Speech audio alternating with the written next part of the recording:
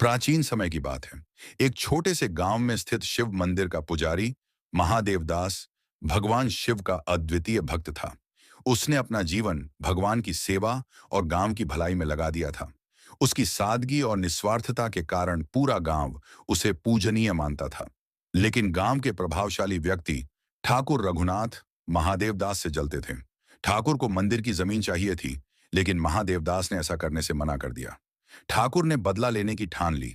ठाकुर ने मंदिर से जुड़ी एक दुर्लभ मूर्ति चोरी करवाई और आरोप लगाया कि महादेवदास ने इसे बेच दिया है। उसने गांव के कुछ गवाहों को पैसे देकर अपने पक्ष में कर लिया। मामला राजा की अदालत में पहुंचा।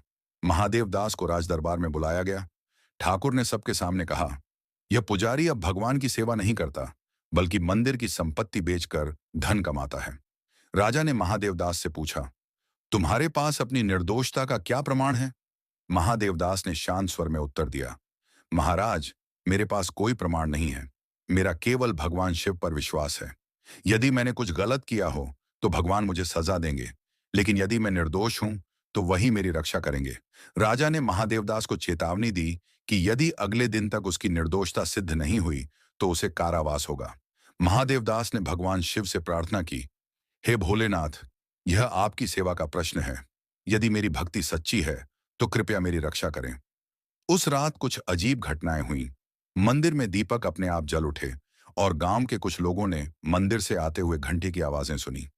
सुबह अदालत में भीड़ जमा थी। ठाकुर ने अपने झूठे गवाह पेश किए। उन्होंने बताया कि महादेवदास ने मूर्ति चुराई और उसे बेच दिया। मामला पूरी तरह ठाकुर के पक्ष में जा रहा था। तभी दरबार के द्वार पर एक आदमी दिखाई दिया। वह साधारण सफेद वस्त्र पहने था, लेकिन उसकी उपस्थिति में अजीब सा तेज था। उसने राजा से कहा, मुझे गवाही देने दीजिए। उस आदमी ने कहा, मैंने अपनी आंखों से देखा है कि ठाकुर ने मूर्ति चोरी करवाई और इसे जंगल में छिपाया। राजा ने उसे सबूत पेश करने को कहा।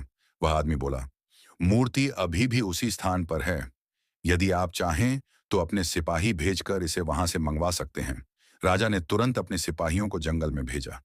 थोड़ी देर बाद सिपाही वहीं मूर्ति लेकर लौटे। पूरा दरबार स्तब्ध रह गया। ठाकुर की साजिश का पर्दाफाश हो गया। राजा ने महादेवदास से माफी मांगी और उस रहस्यमय व्यक्ति की ओर मुड़ा, लेकिन वह व्यक्ति गायब हो चुका था। कोई नहीं जान पाया कि वह कौन था। महादेवदास ने धीरे से मुस्कुराते हुए कहा, वह कोई और नहीं, स्वयं भगवान शिव थे। उन्होंने मेरे विश्वास की रक्षा की। ठाकुर को दंड दिया गया और महादेवदास की भक्ति की ख्याति दूर दूर तक फैल गई। सच्चाई और विश्वास की शक्ति अद्वितीय है। जब भक्त सच्चा हो तो भगवान स्वयं उसकी रक्षा के लिए आते हैं। ऐसी कहानी देखने के लिए हमारे चैनल को लाइक और सब्सक्राइब करें एवं बेल आइकन की बटन को दबाएं। धन्यवाद। आपका दिन शुभ हो।